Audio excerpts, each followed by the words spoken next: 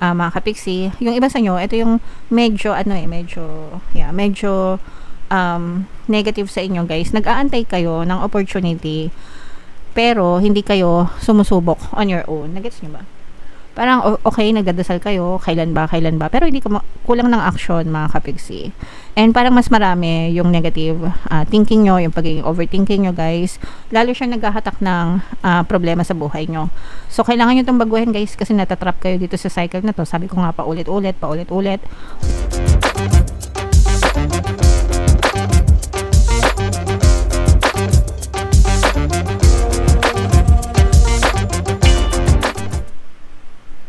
Hello guys, hello Libra, welcome back to Pinay Pixie Tarot. Ang pamagat ng episode natin for tonight is monthly horoscope para ngayong September para sa Libra, Sun, Moon, Rising Sign, and Venus.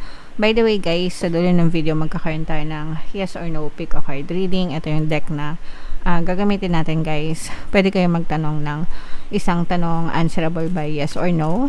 Tapos titingnan natin yung sagot ng tarot sa inyo. So sa dulo ng video yan guys. Kaya make sure na tapusin nyo yung video hanggang sa dulo. Unahin natin tong deck na to. Tingnan natin yung angel messages para sa inyo.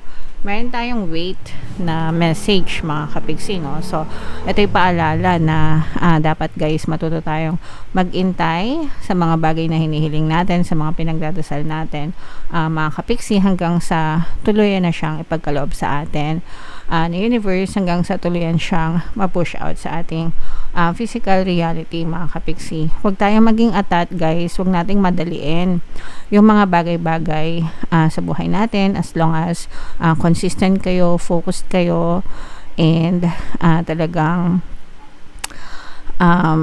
binubuhos nyo yung attention nyo dun sa mga bagay na gusto nyo. One of these days magugulat na lang kayo, nandyan na siya sa harap nyo. Okay, so just have faith guys, and trust the divine, trust the process, trust the universe, mag-antay, and you shall receive mga kapiksi. Okay, another message for you guys is to listen to your intuition mga kapiksi, especially kung meron kayong mga pinagdadaanan or kung meron kayong kailangan pagdesisyonan guys, no? Magdasal lang kayo and humingi kayo ng gabay sa inyong mga spirit guides mga kapiksi, kasi yung mga gabay natin guys, no, sasagutin tayo niyan sa pamamagitan ng ating intuition, para hindi tayo maligaw ng landas at hindi tayo magkamali or maiwasan natin magkamali sa buhay natin. So it's very important guys na maging habit natin yung pagdadasal mga kapiksi. You can never go wrong guys kapag palagi kayong nagdadasal. Okay, and another message Libra, helpful people. So may mga taong tutulong sa inyo guys, or napapaligiran kayo, napapalibutan kayo ng mga tao na sa paligid nyo na matulungin. Itong mga helpful people na to guys, galing din ito kay universe, no? So universe din yung nagbibigay sa atin ito. Kaya wag kayong mahiyang humingi ng tulong guys, no, sa ibang tao, kasi sabi ko nga galing din kay universe to. So universe din yung nagbibigay ng tulong sa inyo sa pamamagitan ng ibang tao mga kapiksi. So when a person help you, ibig sabihin si universe yung tumutulong sa inyo guys. Okay, alright, so tanggapin natin ng maluwag sa kalooban natin yung mga pagtulong sa atin ng ibang tao mga kapiksi. Alright, so comment down below if naka-resonate kayo dyan. Hanapin natin yung energy ng Libra guys. Habang sinashuffle ko to, panoorin nyo muna yung video natin regarding sa ating paano mag-manifest ng abundance video course. Kapiksi, sawa ka na ba sa mga struggles at hirap sa buhay mo? Masipag ka ba at masikap sa buhay ngunit hindi ka pa rin umaasenso? Ilang beses ka na bang nag-attempt mag-negosyo at mag-invest pero palagi ka pa rin nalulugi? Sa pagkakataon na ito ay maaaring may subconscious beliefs ka na nagiging balakid sa iyong pag-unlad at pagyaman. Introducing, paano mag-manifest ng abundance video course. Dito ay matututunan mong ma-overcome ang mga balakid mo para tuluyan ka ng umunlad, umasenso, sumagana, maging matagumpay, successful at maswerte sa iyong kabuhayan, pera, trabaho, negosyo sa lapi at kaperahan ng bonggang-bongga. Dali, mag-send na ng email sa pinoypixie@gmail.com at simulan na ang iyong pagyaman ngayon. Alright, so sa loob ng, sa lahat ng mga interesado guys, yung mga courses natin, meron tayong paano mag-manifest ng abundance video course, paano mawala ang third party at magkaroon ng harmonious na relationship, and paano pabalikin si ex revised breakup. Sa mga interesado guys, mag-send lang kayo ng email sa pinaypixitarot@gmail.com. So, Libra guys, kayo ay na-represent ng King of Swords sa ating spread, mga kapiksi. Latag natin yung spread nyo guys. And sa mga naghahanap guys ng mga pampaswerte na lucky charms or lucky bracelet, may mga items na makikita kayo guys sa description box nitong video. Lalagay din natin sa comment guys. Aventurine at saka Citrine, mga kapiksi. Ito yung mga sample. Ito yung Aventurine guys. Ito yung Citrine naman. So, check out nyo na guys. Excuse me. So, meron ditong presence ng Earth sign, Capricorn, Taurus, Virgo, at saka fire sign, Aries, Leo, Sagittarius. So, for some of you guys, maaaring may mga ganyang element kayo sa inyong natal chart, mga kapiksi, or you may be dealing with other signs na may ganyan sa kanilang natal chart. Ito guys, ito yung combination ng parehas na negative and positive, mga kapiksi. Sa negative guys, unahin ko muna yung negative kasi for some of you, medyo na-stress kayo pagdating sa kaperahan, mga kapiksi. Parang ang reason nito is parang palagi kayong kinakapos guys, no? And the more na kinakapos kayo guys, excuse me, the more na kinakapos kayo sa kaperahan, the more na nafu-frustrate kayo. And the more na nafu-frustrate kayo, the more na kinakapos kayo, mga kapiksi. So, ano siya, nagiging cycle na paulit-ulit. Guys, meron naman kayo mga source of income, pero parang hindi enough, no? So, parang palaging kinakapos. May mga times na kailangan mangutang kasi kapos yung sahod. Tapos, pagdating ng sahod, ibabayad ng utang. Tapos, pag kinapos na naman yung sahod, mangungutang na naman. So, ganun, parang nagiging cycle siya. Never-ending cycle, mga kapiksi. So, medyo na-stress kayo dahil dito guys, and I have to you have to understand guys, kailangan maintindihan nyo, the more na na-stress kayo, the more na kakapusin kayo, okay? Kasi yung stress nyo, binubuhos nyo dun yung energy nyo, and kapag nandun yung energy nyo guys, yung attention nyo, yung energy nyo, the more na mapupush siya sa inyong physical reality. So the first thing that you need to know is to calm down, kumalma, mga kapiksi, and maghanap ng paraan para ma-stretch yung inyong kaperahan, mga kapiksi. Kung hindi sapat yung kinikita sa trabaho, dapat talaga maghanap ng side hustle. Pag sinabing side hustle, sideline, racket, ganyan. Huwag kayo mahiya guys, kasi kabuhayan nyo yan bakit kayo mahiya, diba? Mas nakakaya yung nangungutang kaysa sa magtinda, diba?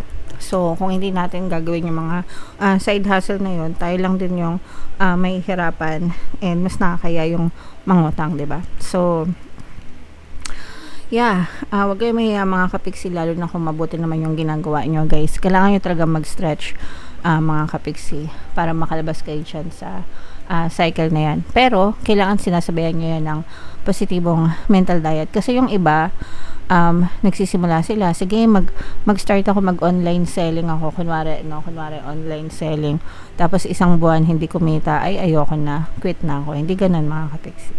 Kailangan tiyagain nyo, and kailangan nyo sabayan ng positibong mental diet, okay? Para talagang makakita kayo ng positive results guys. And ang maganda naman sa inyo, sa relationship naman ito guys, no, makaka-recover. Parang bibigyan kayo ng chance na maging maayos yung relationship nyo, lalo na kung nag-aaway kayo ng inyong partner or specific person. Yung person mo guys, parang susuyuin ka kasi gusto ng person mo na magkaayos kayo, pero parang medyo nag-uurong sulong ka na rin dito sa person na to. So parang gusto mo pa, pero parang ayaw mo na rin.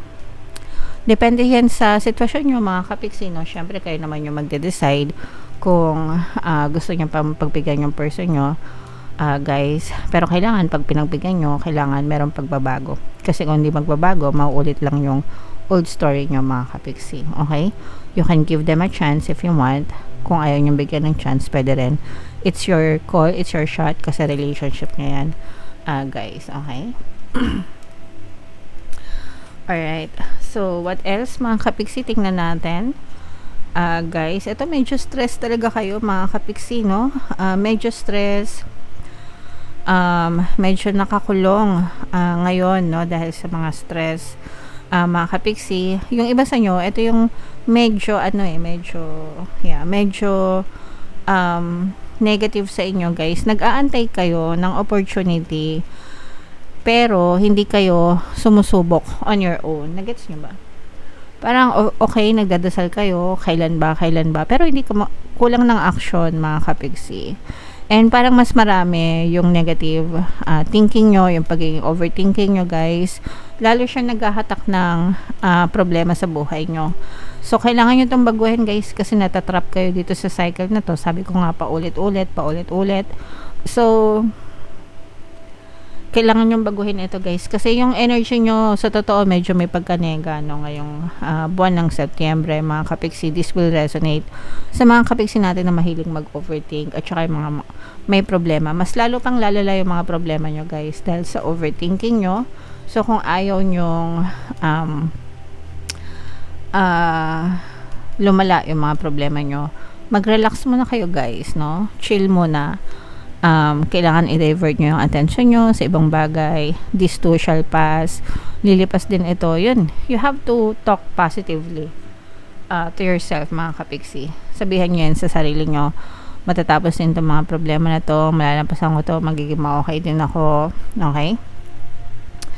And kapag kumalma na kayo and kapag ready na kayo, guys, may mga bagong opportunity na papasok sa inyo kasi nabablock, no, guys, sa totoo lang may mga opportunities na pwedeng pumasok sa inyo pero nabablock siya dahil sobrang nega nung iba sa inyo, overthinking, stress, worry. Yan yung mga balakid nyo, Libra. Excuse me. So walang ibang makakatulong sa inyo kundi kayo, mga kapiksi. Kahit na magdasal kayo, kung hindi nyo tutulungan yung sarili nyo, nabablock, mga kapiksi. So, kailangan nyong tulungan yung sarili nyo, baguhin yung pattern of thoughts nyo. Kailangan nyo magpaka-positibo, guys, kahit negative yung nararamdaman nyo. Otherwise, lalo lang kayong malulubog sa pagkanega, Libra. Okay? Alright. So, comment down below, guys, if feeling nyo naka-resonate kayo dyan. Ito na yung ating yes or no pick a card reading. Ang maganda dito, guys, is yung sa relationship, no? So, i-mind nyo na yung second chance sa relationship, reconciliation. Yan kasi yun nakikita natin na positive sa inyo. So, huminga ng malalim, guys, tapos itanong sa isip ko ano yung tanong na gusto nyong malaman for September, and then pili kayo ng isang card. Kung gusto nyo matuto mag-manifest using the power of your subconscious mind and law of attraction, i-click nyo lang yung join button sa video na to, mga kapiksi. Pag member na kayo, magkaka-access kayo sa mga videos ko regarding manifestation, guys. Okay? Para matuto kayo. So, hinga ng malalim. Isipin sa isip yung tanong. And bumili ng isa. Card 1, card 2, card 3. Kung card 1 ang napili nyo, guys, ang sagot sa tanong nyo ay yes. Kung card 2 naman, ang sagot sa tanong nyo ay yes. And kung card 3 naman, guys, ang sagot sa tanong nyo ay no. Alright. So, comment down below if naka-resonate kayo, Libra, for more tarot readings. Ito yung playlist nyo. Ito naman yung ating success stories ng paano mag-manifest ng abundance video course. Thank you for liking, sharing, and subscribing, guys. See you next time. I love you all. Have a nice day. Bye-bye.